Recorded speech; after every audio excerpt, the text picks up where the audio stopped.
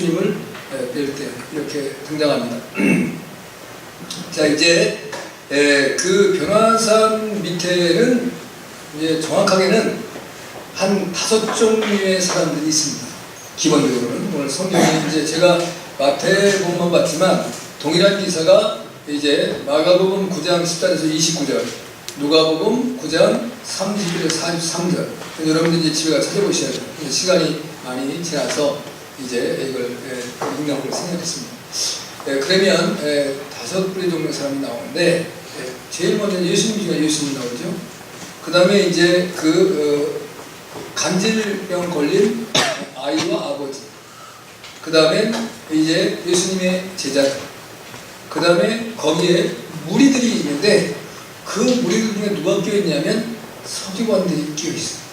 자, 이제 여러분이 여태까지 이제 이렇게 말씀을 계속 받으면서 공통적으로 느끼는 게 하나 있습니다. 예수님이 만나는 삶의 현장 속에 예수님을 만나지 못하지만 계속 따라다니는 사람이 있습니다. 그게 누구예요? 서기관. 서기관이라고 말을 표현하는데 이 사람들을 다른 말로 하면 바리새인들. 그러니까 나름대로는 이제 우리는 이제 너희와 구별되었다라고 하는 특권의식을 가지고 있는 종교적인 우월감에 빠져있는 사람들, 잘 생각하셔야 됩니다. 그럼 지금 이 시대에 이제 하나님의 교회에 예배를 드리는 가운데서 하나님 앞에 온전한 예배를 잘 못 드리는 사람들이 이런 사람일 가능성이 높습니다. 신앙적인 우월감을 가지고 있는 거예요. 그래서 이제 예배에 집중하지 못하고 그 다음에 자기의 지위와 위치만 드러내려고 하는 사람들, 심각합니다. 당시에는 예수님은 이제 그 기본 그 베이식 신앙을 무슨 신앙 가운데 태어나셨어요? 유대교 신앙 가운데 태어나신 분의 예수님은 예수님으로 말미암아 그 이제 예수님이 십자가에 돌아가시고 마가의 다락방에서 120분 기도하고 성령의 충만이 받고 난 다음에 그리스도교라는 교가 생겨나기 시작한 거지.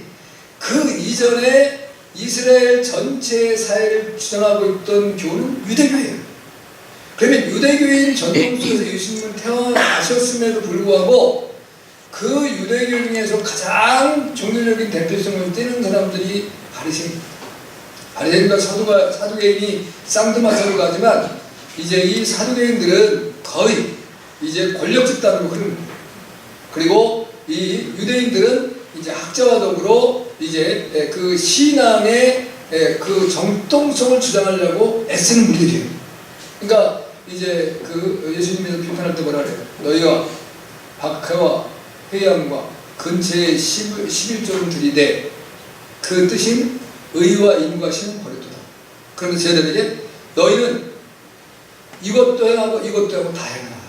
그러니까 바리새인들의 교훈은 너희가 이제 그들의 하는 말은 그들이 말하는 하나님의 율법의 말씀을 잘 기억하지만 그들의 행위는 본받지 말라. 말만 하고 실행에 옮기지 않는다. 그러니까 자기에게는 적용을 안 시키는 거예요. 늘 우리가 이제 하나님 앞에서 실패하고 실수하고 신앙에 이제 늘 하면 나름 이렇게 믿음 생활을 최선을 다해서 잘하는데도 내 마음에는 근심도 걱정도 염려도 떠나지 아니하고 다 이렇게 복잡하고 어려울까? 그리고 삶의 어떤 여정에서도 감사도 없고 기쁨도 없고 이제 다 이렇게 삶이 어렵고 힘겨우니까 그거는 하나님의 말씀을 늘 듣고 읽고 설교를 듣는데 나한테 적용을 안 시키는 거예요. 이건 누구에게 필요한 말씀이지만 나하고는 관계가 없는 거예요. 그러니까 내가 그 말씀에 순종을 안 하는 거예요. 우리가 순종한다는 것은 믿음의 삶을 산다는 건데, 믿음의 삶이라는 것은 믿음은 입으로만의 고백이 아니라 삶으로 받침이 되어줘야 된다. 그래서 야고보 선지자는 행함이 없는 믿음은 죽은 믿음이다라는 말씀입니다. 믿음이 무슨 인격제도 아닌데 죽고 살고 수 있겠어요? 믿음이 어떻게, 믿음은 뭔데 믿음이 죽고 살아요? 그런데 그렇게 의인화시켜서 말씀을 하는 거예요. 죽은 믿음은 뭐냐? 믿음은 있다고 하면서 믿음이라는 말을 하면서 실천에 옮기고 행하지 않는 것. 그 죽은 믿음이라는 표현을 쓰는 겁니다. 여러분 이걸 내가 깨닫지 못하면 평생을 신앙생활을 하지만 외형적으로 나의 모습은 올라가기도 하고 또는 이제 더 넓어지기도 한 것 같지만 나의 실제적인 내적인 모습은 그 상태에 정지해 머무는 그런 모습이 되시다. 그러니까 여러분이 예수님의 사역에 가장 하나님의 말씀에 능통하고 연구하고 말씀을 너무 잘 알아서 그것을 율법적으로는 어떻게 보면 이제 그 공식적으로는 지켜나가려고 애를 쓴단 말이에요. 하루에 3번 기도해요. 아침 기도 9시에, 점심 기도 12시에, 저녁 기도 3시에 기도해요. 그 다음에 하루에 2번 금식을 해요. 하루가 아니라 일주일에 2번 금식을 해요. 한단 말이에요. 그 다음에 11조 드려요. 그리고 헌금도 드려요. 예배도 드려요. 그런데 실제적인 나의 삶의 현장에서는 하나님이 없는 거예요. 이제 하나님의 성전 안에 해당해서 또는 이제 하나님의 성전에 와서는 신앙인의 모습인데 세상의 나의 삶의 가정이나 현장에서는 하나님을 그냥 배제시키고 내 마음대로 사는 거예요. 여기 와서는 하나님을 찾고 하나님을 대단히 높여드리는 것 같은 모습을 살면 안 된다는 겁니다. 아멘. 아멘. 여러분이 이제 이런 역사로 여러분이 이제 예수님을 만나는 은혜가 있길 바랍니다. 오늘은 이제 세 부류의 사람들만 먼저 얘기를 하려고 해요. 제자들의 모습에서는 무리들과 이제 그 서기관들까지 같이 곁들여 포함되어 들어가는 것으로 이해를 하면 좋겠어요. 16절에 보면 같이 봐서 16절 시작. 내가 주의 제자들에게 데리고 왔으나 능히 고치기 못하더이다. 자, 이제 기본적으로 오늘 말씀은 이제 예수님께서 변화산에서 이제 모세와 엘리야를 만나고 그 예수님의 모습이 변형되어서 옷같이 씌워지고 이제 해같이 빛나는 찬란한 모습을 보고 제자들이 크게 떨려서 다 자빠졌습니다. 두려워 떨기 시작했습니다. 그런데 갑자기 모세와 엘리야가 나타나서 예수님과 대화를 합니다. 마태복음에서는 그렇게 표현했는데 누가복음에서는 어떠한 죽음으로 돌아가실 것인가, 예수님이 하나님의 사역을 감당하시고 사역을 마치실 때에 그냥 하늘로 다 이제 멋있게 그냥 변화되어서 하늘로 올라가실 것인가, 모든 사람이 보는 앞에서, 아니면 예수님이 이 땅에서 죽으시고 부활하시고 또 승천하실 건가라고 하는 것에 대한 대화를 나눴다 이거예요. 그런데 이제 예수님이 이 땅에서 죽음을 맛보고 다시금 부활하는 역사로 이제 올라가실 것이다. 이제 시편에서 예언된 말씀을 따라서 준행할 것이다라는 것을 약속하시고 내려가시는 것을 보았어요. 그리고 내려왔는데 거기에 몇 명의 제자가 있다고 했었어요? 이제 9명의 제자가 있죠. 9명의 제자가 있었는데, 왜냐면 3명의 제자를 왔으니까 베드로와 이제 요한과 야고보는 데리고 갔으니까 그 변화산 밑에서는 9명의 제자가 있었다고 해요. 9명의 제자와 이제 여기서 오는 말은 간지나는 이제 그 아이, 그리고 그 아이의 아버지, 그리고 무리들, 그 가운데 서기관들이 끼어 있는 거예요. 근데 오늘 본문에서는 그렇게 말하지 않지만 누가복음에 가보면 9장 14절에 보면 큰 무리가 둘러섰고 제자들과 서기관들이 막 다투고 변론하고서 다투는 거예요. 야, 너희가 예수님의 제자라고 하는데 예수님이 이제 전능하신 하나님이라고 하는데 이 가지 하나만 꽂혀주냐? 제자들이 이제 어떻게 답변해야 될지도 모르겠고 이제 서기관들은 막 이제 들려대고 이제 막 이런 싸움과 다툼이 있어요. 그런데 오늘 마태복음은 그렇게 세밀하게 표현하고 있지는 않아요. 그런 사건이 등장되고 있는데 예수님 제자들과 톡 나타나신 거예요.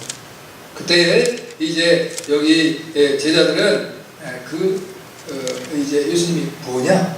왜 이런 문제가 생기냐? 했더니 우리가 꽉 왔어. 야, 이제 어떤 일이 터지나 한번 보자.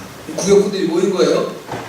제가 이제 이 말씀을 생각하면서 묵상을 하다가 이런 말에 뭔 생각이 났냐면 과장 우리말로 과장한다 이잖아요. 그러니까 이제 있는 것을 부풀려서 말하거나 이제 표현하는 걸 과장이라고 말하죠. 그럼 과장을 한다라고 할 때 딱 떠오르는 게 있어야 돼요. 모르겠어요. 이제 저하고 여러분하고 다르지만 저는 연상이 딱 되는 게 이전에 지금도 있긴 있는데 이전에는 시골에 이제 강냉이 튀기는 분이 없어요. 강냉이 튀기는. 우리는 참 그 애들이 막 하고 그러면 애들 쫓지 않습니다. 근데 그 원래 시장에서 장사꾼이 막 장사를 하면서 할 때는 애들이면 어떻게 해요? 애들은 가. 왜? 애들은 돈도 안 돼. 아무리 뭐 걔들이 뭐 살 수도 없고 돈도 안 되고 애들은 별 필요가 없어. 근데 강냉이 뻥튀기라는 사람은 애들 쫓지 않아. 왜 안 쫓습니까?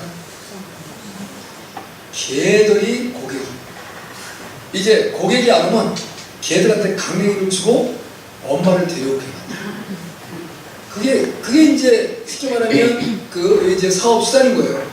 근데 놀랍게 우리가 느끼는 거는 그 옥수수 알이든지 아니면 쌀알이든지 보리쌀알을 갖다 놓으면 그게 이것만 먹어. 놀래요, 안 놀래요? 놀라운 사건. 그게 우리가 눈으로 경험해 봤으니까 아이고 그렇게 되는가 보다라고 하는 거지. 그건 상상할 수 없는 일이 터지는 거예요. 그러면 그 이제 그 강냉이를 뻥튀기를 하신 분이 그걸 이제 자료에다 이게 그 망에서 해서 자료로 들어가잖아요. 그리고 나중에 그 뭐예요? 이거 돌리는 거 그 기계 안에 약간의 저 강냉이가 남아 있어요. 그거 이제 충격에 의해서 이제 다시 완충이 되고 아니 그건 뭐 무슨 원리인지는 모르지만 하여튼 그러면 그거를 달라고 그러는 부분은 없어요. 그걸 이제 애들한테 나눠주는 거예요. 먹어보니까 맛이 있어요, 없어요?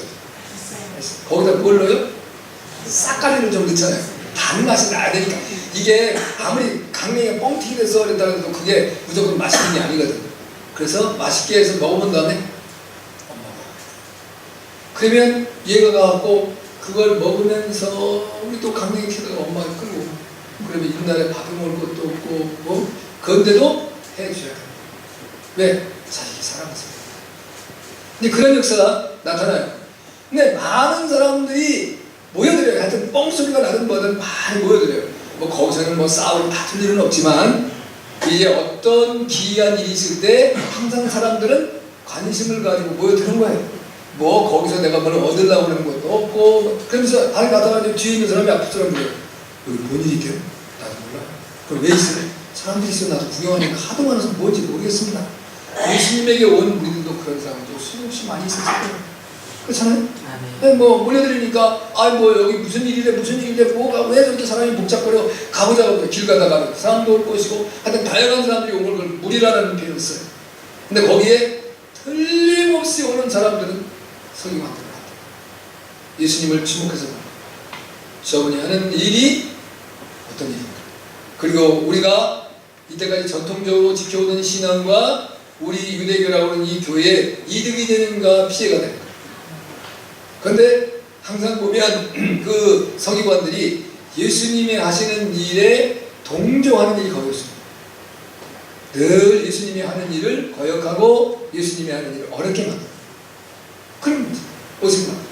근데 오늘 보니까 제자들이 같은지 간에 이제 이 아이의 병을 고쳐주지 못했다라는 말씀을 주셔요. 근데 이제 그 본문에서 19절 20절에 보면 이렇게 말씀해요. 얘자들이 이제 다 떠나가고 이제 자기들만 예수님이 이제 코가 쭉 빠져가고 예수님에게 죄송하기도 하고 미안하기도 해서 저들을 따라가면서 조용히 그래요.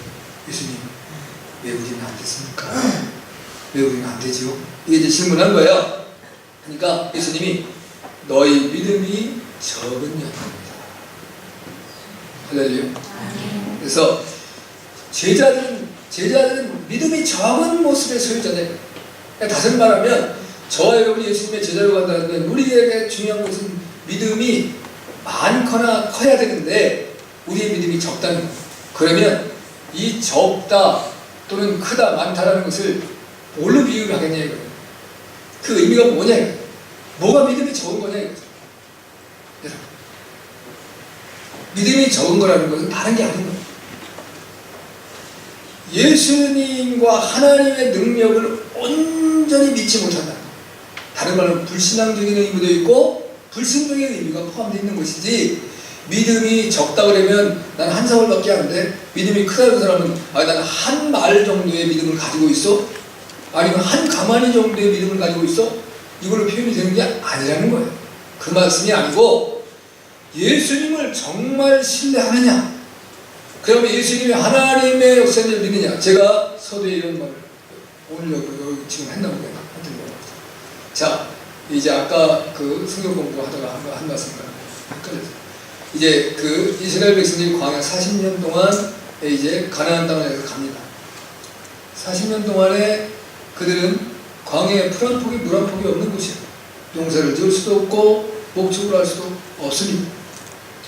그런데 그들은 굶어 죽지 않아요. 왜? 하나님이 양식을 주세요. 그런데 그 양식을 일주일치를 주느냐, 아니면 한 달치를 주느냐, 아니면 1년치를 주느냐, 나 평생 먹을 거 주냐 이거예요. 얼마큼 줘요?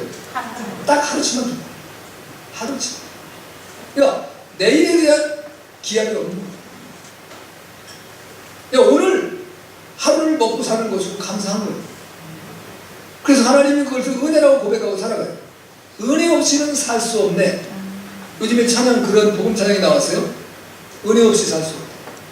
근데 그 은혜 없이 살 수 있다는 것을 이분이 이제 찬송 그 복음송을 가사를 이제 창작을 하면서 그걸 알고 한 건지 아닌지 잘 모르겠어요. 그러나 이제 그 찬양은 귀한 찬양을 만들어진 거예요. 은혜 없이 살 수 없다는 것은 매 순간마다 하나님이 나를 도와주시지 아니하면 난 끝이다. 그 고백을 좀 드리는 거예요. 자, 오늘 만나가 내렸는데 내일 내릴지 안 내릴지 몰라요. 그러면 내일도 주님에 대한 믿음과 기대를 가지고 주님을 바라보고 주님께 나아가야 돼요. 그런 건 큰 믿음이에요. 예수님이 믿음이 큰 자다라고 하는 말씀을 주실 때에 수로보니가 여인에게 믿음이 크다라고 말씀하세요. 이방의 여인입니다. 예수님에게 자기의 이제 병든 딸을 데려와서 고침받기를 원해서 주님을 요청을 합니다. 그때 주님께서 나는 잃어버린 이제 내 백성에게 온 거지 너희같이 이방에 개 만도 못한 자들에서 오지 않았다. 그런데 이 여자의 고백을 드리고 예수님께서 네 믿음이 크도다.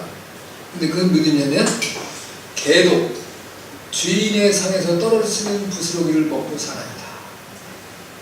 나를 어떤 취급으로 한다라고 할지라도 결국은 이제 주인의 것을 자식만 먹는 것이 아니고 내 자식이 먹다 남은 부스러기를 개들도 먹고 사는 거예요. 저도 주님의 은혜로 살아갑니다. 라는 고백을 드려요. 그때 내 믿음이 크거든. 이스라엘에서 이만한 믿음을 만나보지 못하겠는데 백부장이 자기 이제 그 중풍병 걸린 자기의 그 하이를 위해서 예수님께 와 고생하다고 고백해요. 그때 이런 고백을 해요. 주님께서 그 사람의 믿음을 보시고 가자. 자기가 직접 백부장이 와서 예수님에게 말씀하지 않고 장로들에게 청해서 예수님이 말씀한 거예요. 근데 내가 그 집에 가겠노라 하니 그가 이렇게 말합니다. 저희 집에 오심을 감당하지 못합니다. 다만 말씀만 하여 주시옵소서. 주님이 말씀하시면 제 하인이 낫겠습니다. 나도 내 밑에 부하가 있고 내 위에도 상사가 있는데 내 부하들에게 오라 하면 오고 가라 하면 갑니다. 그것이 권세자의 능력입니다. 주님이 말씀하시면 질병이 떠나가는 것을 저는 믿습니다. 그러니까 그 질병이 떠나가라는 말씀만 해주시면 내 하인이 낫겠습니다 라는 고백을 드려요. 그때 주님께서 내 믿음이 크도다 라는 말씀을 주십니다. 여러분, 우리가 정말 내가 주님을 믿습니다 라는 고백은 드리는데 우리는 늘 뭘 믿는 거냐고. 믿기는 믿는데 그냥 나도 모르게 내 입에서의 고백으로 나오는 것으로 끝나는 거냐? 그런 의미가 없다는 거예요. 하나님이 내 삶의 모든 것임을 믿는 거예요. 그분이 나를 만드셨고 또 나를 먹이시고 나를 입히시고 나의 생각과 나의 비전까지도 나의 삶까지도 주장하시고 결국은 나를 천국까지도 인도하시는 분이 주님이시다. 그것에 대한 믿음이 흔들리지 않는다. 그러면 때로 내 삶에 고난이 오고 시련이 오고 역경이 와도 흔들려서는 안 된다. 왜? 주님의 뜻이 분명히 있다라는 거예요. 나에게 왜 이런 고난과 시련을 주는지 그 뜻이 분명히 있는 것을 내가 주님을 깨달아 알기를 원한다고 말씀하세요. 그래서 주님 뭐라고 말씀하십니까? 이제 내가 약할 때에 그것이 내게 복이로다. 그때 네가 약해야 내가 네게 큰 존재로서의 모습이 너에게 인정이 되어지고 믿음으로 다가온다. 그래서 부자가 예수 믿기가 힘들고 잘난 사람이 예수 믿기가 힘들고 권세자들이 예수 믿기가 힘든 거야. 왜? 내가 다 할 수 있으니까. 그러나 저와 여러분 같은 사람들은 우리가 할 수 있는 것이 아무것도 없어요. 주님이 도와주시면 안 되는 거예요. 할렐루야. 근데 사랑하는 제자들이 예수님을 그렇게 따라다녔는데 입술로는 그 고백을 하지만 삶으로 안 따라가는 거예요. 그래서 오늘 말씀에서는 이제 믿음이 적은 것이다 라는 말씀만 주셨는데 다른 마가복음이나 누가복음에서는 기도와 금식 외에는 이런 일이 일어날 수 없다. 여러분이 기도 열심히 하시면 하나님에 대한 믿음이 어떻게 다가와요? 내 마음속에. 잘 안 해보셨나? 아니면 뭐 늘 내가 기도를 열심히 하잖아요. 그러면 어떤 감동이 올 때는 누가 몸이 아프다면 내가 가서 안수하고 싶다니까. 그냥 앉은 데가 뻗어 일어날 것 같아. 죽은 자가 살아날 것 같다니까. 그런 믿음이 나에게 확 와요. 기도를 하면. 안 하면 뭐냐, 내가 오늘 믿음이 적다는 것은 안 되면 어떻게 하지? 이거 완전히 창피한 것 같은데. 이런 생각. 그 생각이 내 머리에서 싹. 그러면 기도하면 그런 불신에 대한 믿음이 다 떠나가. 그게 믿음이 크다라는 표현과 믿음이 적다라는 표현을 등장하는 거예요. 그래서 예수님께서 기도 외에는 이런 일가 일어나지 아니한다. 기도해야 된다는 거예요. 할렐루야. 많은 사람들이 그런 고백을 하는 거예요. 다 내가 능력이 아니고 누구의 능력이에요? 주님의 능력이라고. 근데 주님의 능력이 나라고 하는 하나의 매개체와 그 통로를 통해서 역사를 일으키는 건데 그 주님이 나라고 하는 것에 어떤 걸림이 없이 그냥 나를 통해서 흘러나갈 수 있도록 내가 사용만 되면 되는데 내가 뭘 하려고 하는 거예요. 그러니까 오히려 막혀버려요. 어제 제가 친구 목사님 잠깐 만났어요. 근데 이제 자기 교회에서 이제 이래요. 이 양반은 이제 뭐든지 이렇게 밝아요. 그래가지고 자기 이제 하수관이 막혔더래요. 그래서 이제 그 시에다가 전화했대요. 아, 이게 하수관 막혔으니까 어떻게 해줘라. 그 와서 봤더니 이제 우리 그쪽은 이제 전체 시범 지역이라 다 정화조가 없는 곳이에요. 일반 개인 주택은 다 하수관. 우리는 여기도 일반 새로운 주택을 지면 정화조가 없이 그냥 하수천장으로 가잖아요. 그러나 이제 기본적으로 있던 우리 같은 건물들은 이게 안 돼요. 그러면 이 사람들이 처음부터 우리한테 그걸 이제 요청을 해가지고 이제 돈을 받고 그걸 해줬어야 되는데 이게 안 했단 말이에요. 본인이 하려면 자기가 돈을 줘서 해야 돼. 근데 거기도 이제 들어가면 돼가지고 자기가 나중에 뭘 만든 이제 교회 1층에 그 식당의 화장실에 남자 화장실에 하수관을 그 위에다 더 씌웠대요. 어떻게 이제 공사하는 사람이 와서 해준 거예요. 근데 그 밑에를 이것만큼 팠대. 이거 거기서 떨어져서 이제 배관 흘러가는 게 전체 배관이 있고 메워진 거니까 이 양반은 딴 데가 메워진 거라고 좀 해달라 그랬더니 와서 보니까 이게 시에서 한 게 아니고 불법을 한 거니까 오히려 벌금을 내야 된다는 거예요. 그렇잖아요. 이제 시에서 안 해고 개인에서 벌금 내야 돼. 그게 맞죠? 이제 고민에 빠졌어요. 근데 여하튼 간에 그래서 이제 그걸 해가지고 이렇게 해서 어디 위치인가 해서 뚫어가지고 그걸 찾았는데 이게 보니까 뭐 때문에 뭐였냐면 여러분 잘 아셔야 돼요. 집에서도 그렇고 물티슈 있잖아요. 이건 썩지도 않고 이거 뚫리지가 않았다네요. 그럼 그게 들어가가지고 그게 모든 걸 막아놓은 건데 모든 게 팍 쌓여서 그걸 하나 뽑아서 해야 돼요. 그런데 감사하게 보고를 했더니 그러면 자 덮고 문제없이 쓰세요. 그래가지고 마스콘으로 다시 떼어들어요. 제가 뭔 얘기를 하려고 했냐면 이 관이라는 것이 그냥 통로로 쓰임받으면 되는데 내가 쓸데없는 짓을 하면 안 된다. 물티슈 좋아요? 안 좋아요? 무지하게 위험하겠어요. 물티슈 하나 있으면 세안 안 해도 돼요. 귀찮으면 나는 지금부터 지금 한 40년 전에 우리 이모님 댁에서 제가 이제 이렇게 직장 생활할 때 좀 잠깐 있었어요. 근데 우리 이모님이 아침에 세안을 안 해요. 그리고 아니 뭐라고 하는데 여자들 화장 기본 향기 뭐 클렌싱 크림인가 이걸로 얼굴에 갖고 저 화장 좀 닦고 끝내더라고. 그래서 아니 뭐 하시는 거예요? 닦으셔야겠지. 얘야 이게 더 깨끗하다 나 깜짝 놀랐어. 근데 그 이후에 물티슈가 나왔는데 이 물티슈는 만능이더라고요. 뭐든지 닦으면 다 닦아줘. 이야 기가 막히죠. 그런데 이게 잘 처리를 안 하면 모든 걸 고통스럽게 그냥 화장실에 절대로 물티슈는 큰일 납니다. 그러니까 여러분이 이제 주님의 좋은 관으로만 쓰임받는 은혜가 있길 주님을 축복합니다. 제자들이 그것을 못했다는 거예요, 여러분. 근데 이제 여기 바리새인들과 이제 서기관들에 대한 말씀을 주실 때는 이렇게 뭐냐면 17절에 보면 믿음이 없고 패역한 제자를 이렇게 말씀하세요. 믿음이 없고 패역하다. 이건 예수님이 어디 말씀을 인용하냐면 구약에 예수님은 항상 자기 스스로의 말씀을 하십니다. 성경에 기록된 하나님의 말씀을 인용해서 하는데 신명기 32장 5절과 20절의 말씀을 인용한 거예요. 거기에 보면 이제 뭐라고 말씀했냐면 그 이제 5절에서는 보면 이 그 흠이 있고 사혹한 종류다.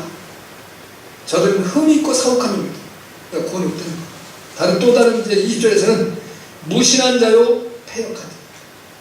믿지 않는다. 서기관들은 자기들은 하나님을 제일 잘 믿는다고 하는데 주님은 그는 하나님을 믿는 사람이 아니잖아요. 여러분 소름 끼쳐요 안 끼쳐요? 소름 끼칩니다. 제가 여러분에게 믿음이 없는 여러분들이요 이러면 여러분 좋겠어요 나쁘겠어요? 아니 무언 놈의 목사가 저런 목사가 있어요 이 교회 내일부터 끝이다 이렇게 해야 된다니까 생각을 하고 예수님은 강하게 하십니다. 더 심각한 얘기입니다. 지금 가장 이제 종교적인 최고의 집단으로 있는 이 바리새인들과 서기관들에게 오늘 뭐라고 말하면 믿음이 없고 패역한 세대예요. 그러니까 이 서기관과 바리새인들이 예수님을 죽이려고 우리를 무시한다. 여러분 어디 가서 여러분이 누구한테 무시나 홀대를 받으면 그 다음에 어떤 생각이 들어요? 한번 보자. 언제 한번 걸리면 그때는 내가 국물도 없다. 더 심하면 뭐예요? 뼈도 못 추리게 된다. 그 말이에요. 뼈를 왜 추리는 거예요? 난 잘 모르겠는데 그렇게 무서운 말을 하더라고. 근데 그런 말 들으면 어떻게 해요? 섬뜩해요. 그렇죠? 네, 뭐 이래저래 뭐. 그 다음에 이제 요즘에 또 많은 사람들이 자기가 마음에 안 들면 기분 나쁘면 하고 하는 말이 뭐예요? 밤길 다닐 때 조심하시오.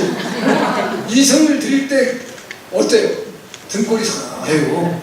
아이고 지도 밤에 그럼 와겠다는 거 아니에요. 그럼 전화 하나 뭐 별거 있어요? 저도 사람이고 나도 사람인데 그런 말 들으면 괜히 기분이 안 나. 그러니까 이 서기관과 바리새인들이 예수님을 죽이려고 하는 거예요. 예수님을 믿는다는 믿음의 제자들도 이제 적은 믿음을 가지고 있었다. 온전히 신뢰하지 못했다. 그러니까 여러분이 오늘부터 이런 생각을 하세요. 난 오늘 하루 사는 것으로 감사하고 살다. 아멘? 내일 또 내일 하루를 주님을 바라보고 사시면 되는 거예요. 근데 우리는 어떻게 해요? 내 일생, 내 자식들의 일생 다 한 번에 그냥 묶어서 잡아놓고 그 다음에는 이제 됐어. 그러니까 살아야 이런 생각을 가지고 있잖아요. 그런 건 없다 이거예요. 그건 믿음이 아니라는 거예요. 여러분이 이제 적은 믿음에 큰 믿음을 가지고 사실 주님의 축복합니다. 두 번째는 아버지와 아들의 모습인데요. 15절을 한번 보도록 하겠습니다. 오늘 15절 시작. 저가 간질로 심히 고생하며 자주로 불에도 넘어지며 물에도 넘어지는지라. 절명에 빠진 인생에 대한 모습인데요. 여러분 간질병이라는 질병 아시죠? 여러분들이 혹시 죄송해요. 혹시 그런 질병이 있었다가 치유받으신 분들이 있더라면 용서 못해서 이건 뭐 그냥 실제적인 상황을 얘기하는 거예요. 저도 이제 어렸을 때 그 간질병에 걸려서 그거 하는 모습을 한번 본 기억이 있어요. 제가 놀랐어요. 그 사람은 안 놀랐는데 내가 놀랐어요. 누가 놀래? 자기는 자기도 모르게 하는 거니까 그 사람은 안 놀랐는데 그걸 보는 사람은 놀랍니다. 정말 놀랍니다. 근데 이 간질병이라는 것은 이제 고대 사회에서는 달의 주기에 따라서 오는 병이라고 하는 걸 느꼈어요. 그래서 이 간질병이라고 하는 원어의 말씀은 셀레니아제타이라는 표현인데 달이라는 것이 셀레네라는 표현입니다. 그래서 달에서 왔다는 얘기입니다. 그러니까 이제 이 말씀은 원어상으로는 달에게 침범된다라는 것입니다. 그래서 여러분이 농사를 짓거나 또는 어업을 하시는 분들은 뭐를 사용해요? 달력을 쓸 때 태양력을 쓰지 않고 태음력을 써요. 그 음력은 뭐로 되어 있습니까? 24절기로 되어 있어요. 그래서 이제 음력은 한 달이 30일이에요. 30일씩 끊어서 15일씩을 끊어서 절기가 있는 거예요. 그 24절기를 따라서 움직이는 건데, 그건 뭐냐면 바닷물에 들어오는 밀물과 나가는 썰물에 의해서 이게 달이 바닷물을 움직인다라고 믿어요. 그래서 그걸로써 일기를 구분하고 언제 씨앗을 뿌리고 언제 비료를 주고 언제 약을 주고 언제 거두어들이고 이거 다 하는 거예요. 그래서 음력을 모르는 사람은 농사 못 칩니다. 아무리 실력이 있고 잘났어도 소용없어요. 그건 기본적으로 그런 원리와 법칙이 있는 거예요. 그 다음에 바다에서 고기를 잡는 사람도 그 음력을 이해하지 못하면 물때를 제대로 맞출 수가 없고 고기를 잡을 수가 있는 것이 좀 둔한 거예요. 그래서 돈만 있다고 아니면 내가 배운 것만 있다고 해가지고 하는 게 아니에요. 옛날에 사람들도 가르쳐주지 않았었고, 자, 그래서 이전에 시골에서 농사를 잘 내는 사람들은 농사에 달력을 씁니다. 올해 몇 월 며칠에 이때 어때 뭐를 줬었고 뭘 줬어서 그의 농사에 이제 어떤 성공한 것과 실패한 것을 구분해서 자기의 그 달력들을 보면서 고치고 고쳐나갑니다. 여러분 농사 하셔도 되니까 그냥 제가 이거 참고로 얘기를 드린 거예요. 그런데 오늘 여기 간질병이라는 건데, 간질병은 무슨 병인가? 라는 것에 대한 의문이 들어요. 그렇죠? 오늘 건데, 오늘 마태는 그 아버지는 자기 아들이 그냥 간질 걸렸다라고 말하는데, 마가나 누가는 이 질병이 무슨 병이냐면 귀신이 준 병이라고. 오늘도 예수님께서 말씀하실 때는 이제 간질병과 고침받으라는 것이 아니라 귀신이 떠나라는 표현을 쓰세요. 그러면 기본적으로 간질병은 정신적인 질병인데 이것은 귀신이 주는 병이다라는 것의 공통적인 의미입니다. 그래서 언제부터 이 병이 들렸냐? 오늘 말씀할 때 어려서부터 이렇게 되었나이다.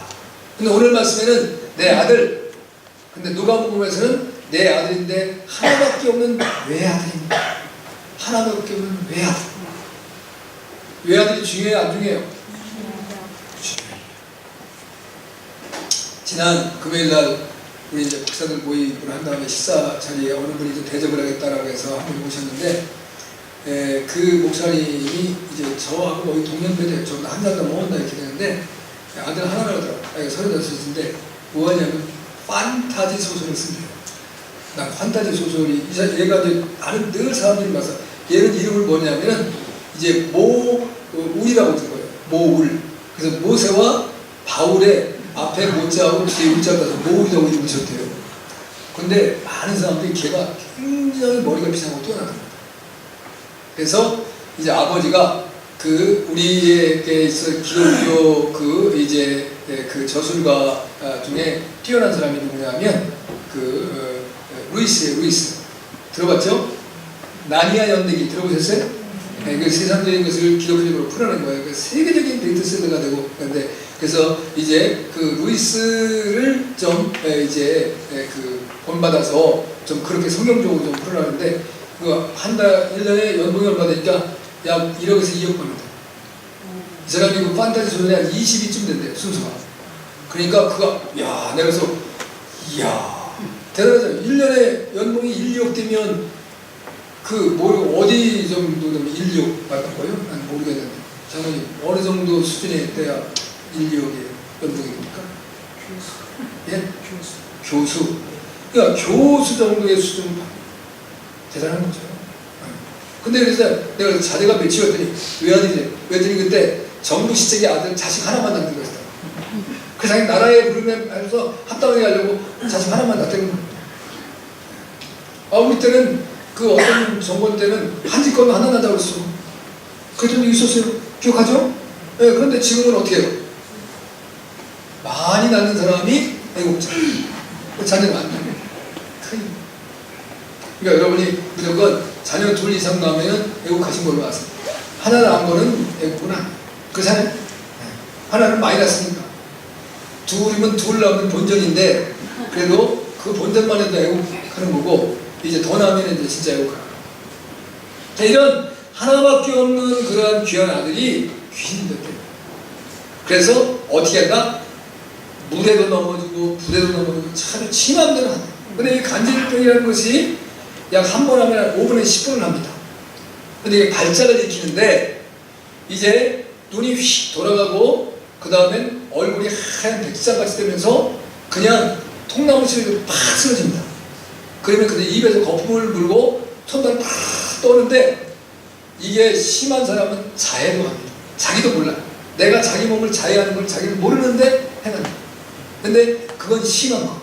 자해는 안 하더라도 이제 눈이 돌아가고 얼굴이 파리해져가지고 쓰러진 다음에 입에서 거품을 이제 하면서 손을 팍 떨어요. 손날.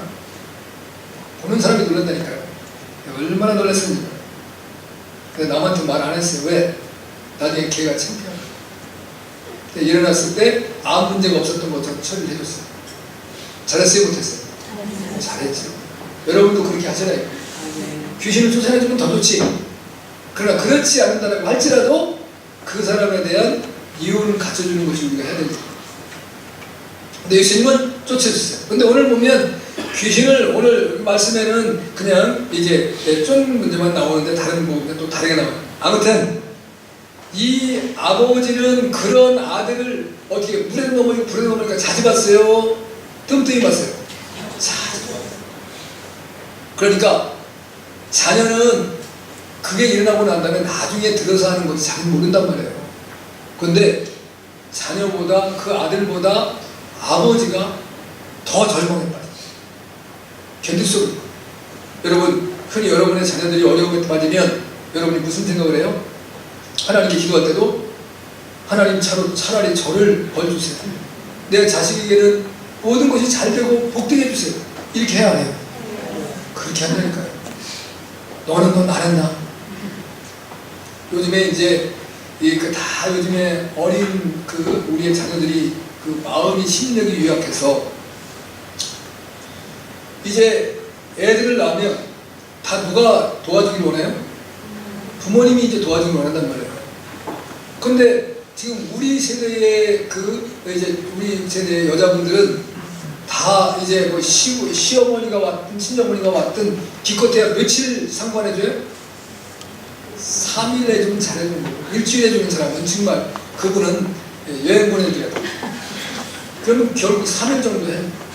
그러면 우리 아내는 월요일날 애기 나면 주일날 교회 나왔어요. 그 주일 안 나오면 하나님 뭐라고 죽는 줄 알았다니까. 내가 우리 애가 아이를 낳기 전에 우리 저 분회장으로 계신 목사님, 제가 부처님 갔다 왔던 목사님 나오고 사모님하고 목사님 우리 교회는 어떻게 할지 모르겠어요. 왜? 자기 딸이 셋인데 다 시집 가는데 며칠인 거예요. 딸이 애를 낳는데 와서 도와달라는 안 하고 몇째인가 봐요. 둘째인가 그랬는데 100일 지나기 전까지 우리 집에 오지 말아요. 왜? 병 옮길까. 그런데 또 집사님의 딸은 더 하는 거예요. 이제 내가 100일 지나면 교회 갈 테니까 전화도 하지 말고 왜 교회 하냐고 불러오지 말고 아무것도 하지 말고 지금 이런 제단하는 거예요. 그래서 내가 한마디 할까 하다가 우리 애를 낳아야 되잖아. 그 말을 못하고 꼭 참았어. 근데 지금 해보니까 애들이 다 어떻게 할 수 없어. 너무 심약한 거예요. 네. 그래서 어떤 사모님이 한번 나오고 그러더라고. 목사님, 저는 아예부터 시집 보내고 장가 보내고 또 이렇게 지자식은 지가 키워야 된다. 지자식은 지가 키워야 된다. 그거라고 계속 노래를 불렀대. 자기를 부르지 않도록. 그래서 자기를 안 부른다. 그러니까 여러분도 지금부터 이제 하나의 제가 노하우를 드린 거예요. 자녀들을 어떻게 감당 못할 것 같으면 지자식은 지가 키우는 거다. 지자식이 키우는 거다. 계속 하세요. 그러면 이제 그 애들이 어떻게 와서 도와주세요 이런 거 안 했을 거예요. 하려고 그러다가도 지자식은 지가 키우는 거지. 참 어려운 시대잖아. 그러나 여기 성경에서는 우리 이전의 시대에 살았기 때문에 자식을 위해서 다 줍니다. 여러분 지금도 여러분이 마찬가지입니다. 어떻게든지 자식이 원하는 거 다 하고 싶잖아요. 사실 해줄 수 없어 못해줘서 안타까워 무슨 죄진 것 같이 저희 어머니도 지금 올해 93이신데 저희한테 했던 말 딱 한 가지 있어요. 난 너한테 해준 게 없어서 미안하다.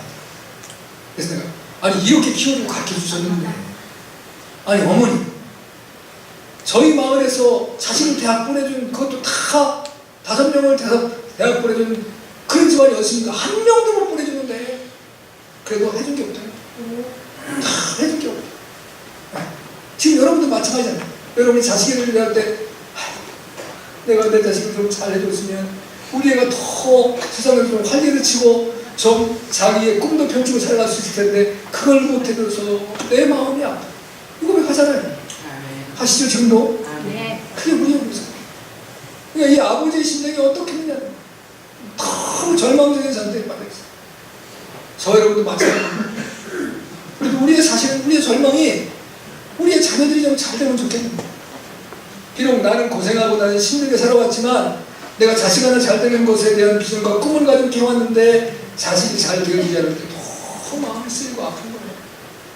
자기들이 그 마음 어떻게 하겠어요? 네? 그래서 장가들어도 시집을 가도 자식을 낳아서 키워보기 전에는 부모의 심정을 모른다는 거예요. 네. 부모님이 이렇게 하십니다.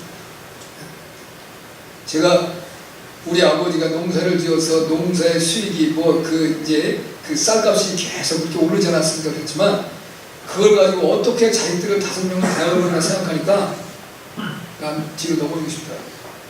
농사 져서 논 6,000평을 농사를 지으면 쌀이 한 50가마? 쌀 한 50가마 정도 나오는 것 같아요. 근데 쌀 50가마 갖고 어떻게 먹고 그 교육을 시키고 살거든요. 근데 그걸 해보신 거예요. 그거를 내가 이렇게 나이가 들어서 생각을 하니까 부모님이 너무 안타까운 거예요. 당신을 위해서는 먹지도 못하고 입지도 못하고 쓰지도 못하고 어딜 다녀보지도 못하고 내가 말할 때도 우리 아버님 어머님은 마을에서 어디 놀러가도 안 갔어요. 네. 그래서 늘 저한테도 그 말을 해요. 제가 그랬잖아요. 중학교 때 고등학교 때 수학여행을 못 갔어요.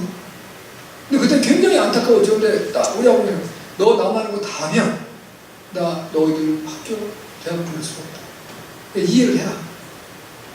그 어떻게 보면 부모님이 하기 쉬운 얘기가 아니에요. 내가 무능하다는 얘기거든요. 내가 능력이 없어서 너희를 다 해줄 수 없다. 그렇지만 내가 대학교까지 공부를 시켜주겠다. 그러니까 남이 쓰는 그러니까 모든 마을의 주민들이 우리 집에 와서 식사하고 그런 걸 보면 다 놀래요. 이 집은 부잣집이라 잘 먹고 잘 사는 줄 알았는데 전혀 난 내 친구에 가서 먹는 거 보고 놀랬다니까요. 아니 개뿔도 살지도 못하는데 왜 이렇게 잘 먹어? 아니 무슨 이 사장집 먹는 것 같이 먹더라니까. 사장은 더 잘 먹겠지만 그때 수준에서 우리는 그렇게 안 사는 거다. 하지만 그렇다고 해서 누가 왜 이렇게 먹고 사냐고 불평한 적은 없어요. 그래 다 자식들 키워주죠.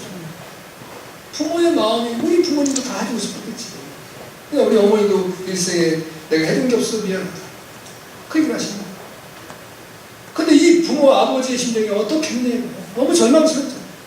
내 자신만 고쳐주면 무엇이든지 할 수 있을 텐데 지금 내 자신이 이런 질병에 걸려서 어려움을 당하는데 도대체 당신의 제자들이 왜 이걸 못해주고 이렇게 했습니까?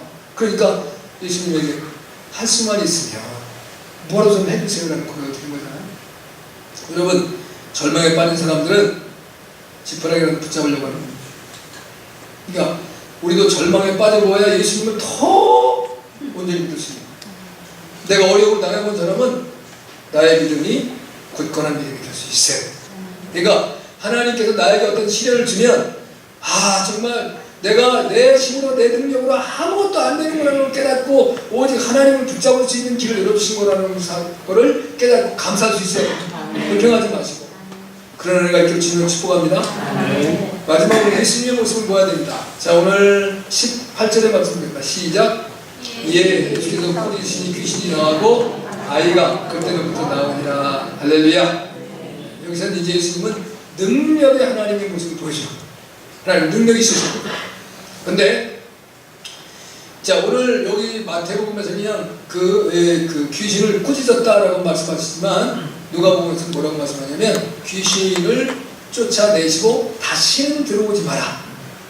그러니까 여러분이 기도할 때도 이제 그냥 꾸짖는 걸로 끝나면 안 돼요. 떠나가고 다시는 들어오지 마라. 이게 굉장히 중요해요. 네, 제가 이제 이 말씀들을 붙잡으면서 느낀 건 그거예요. 아, 다시 들어왔잖아. 여러분 다시 들어온 얘가 있잖아요. 네, 이제 그 귀신 하나가 떠나고 나서 이제 이것저것 하는데 물 없는 곳이 없어서 들어갈 데가 없어요. 옛날 옛집에 나고 와보니까 너무 깨끗하게 정돈이 됐는데 혼자 들어가려니까 개면증 온 거예요. 그래서 7 귀신을 데리고 8 귀신이 데리고 죽었어요.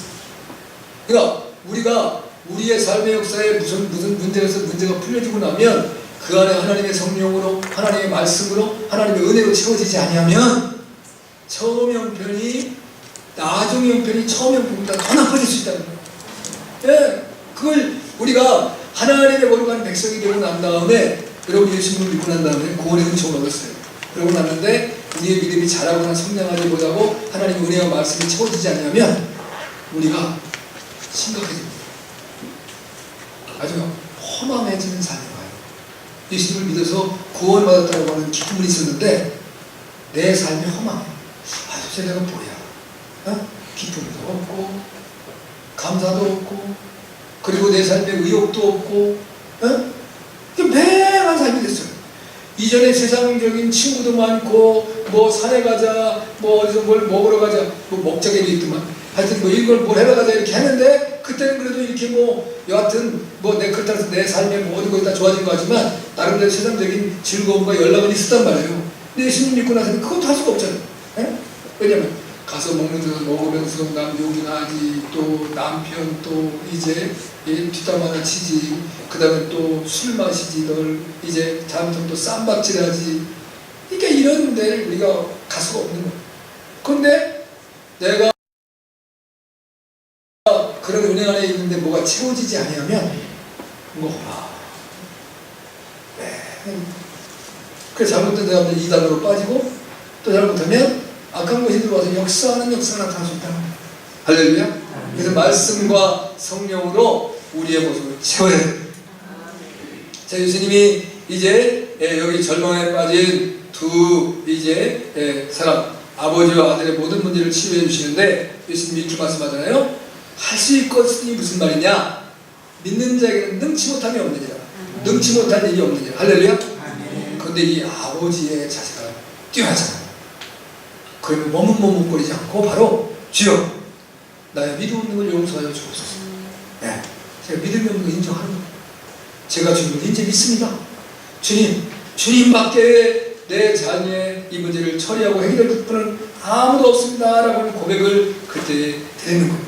자, 우리가 믿음을 가지고 있으면 믿음은 놀라운 역사가 나타나는데 여기 믿음은 산을 옮길 수 있는 능력이 있습니다.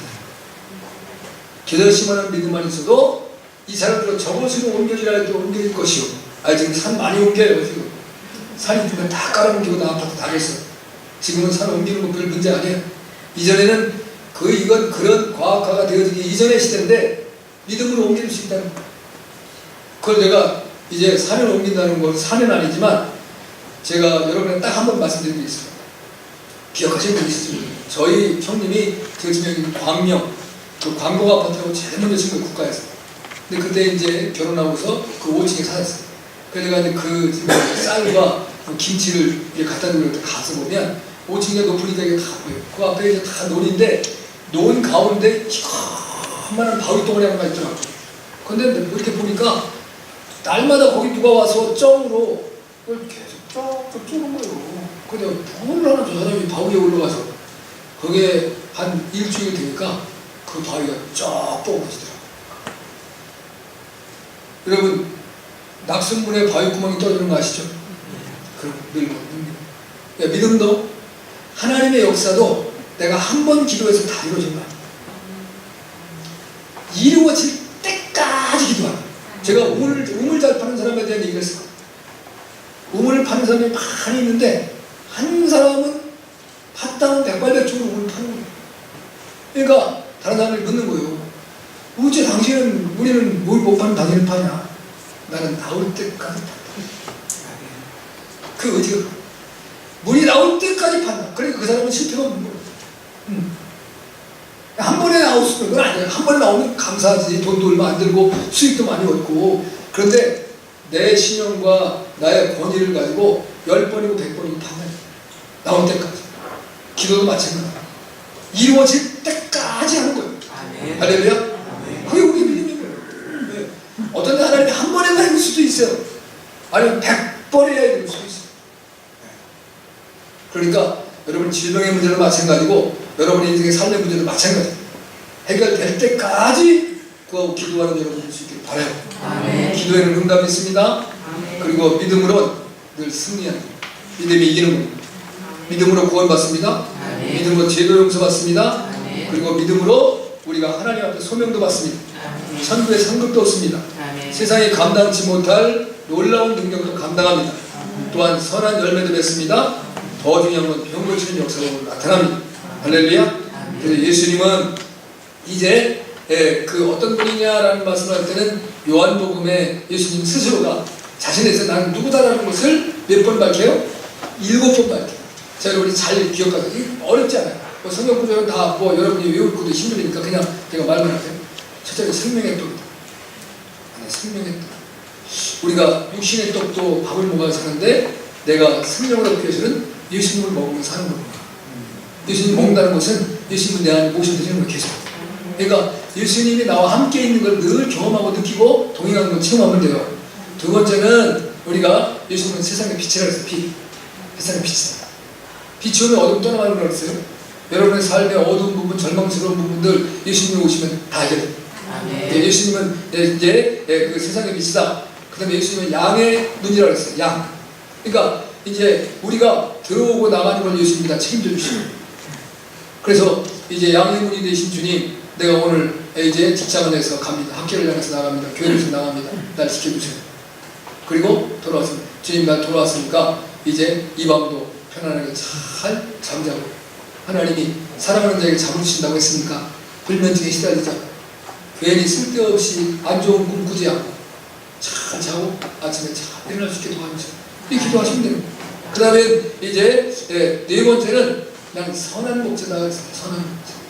선한 목자는 양들을 위해서 목숨을 주는 거예요. 그리고 우리의 생명을 더 풍성케 하신다 그랬어요. 요한복음 10장. 그러니까 예수님은 선한 목자시로구나. 그러니까 예수님이 나의 목자, 나는 양, 예수님은 목자. 그 생각만. 그 다음에 예수님은 나는 부활이고 생명이다 그랬어요. 부활과 생명. 그 다음에 요한복음에서 이제 14장에서는 6절에서 내가 길이요 진리요 생명이라고 했습니다. 그 다음에 요한복음 15장에서는 난 참 포도나무. 그 예수님은 모두가 다 우리와 관계를 맺으세요. 그리고 우리를 잘되게 하고 우리를 복되게 하신 주님이십니다.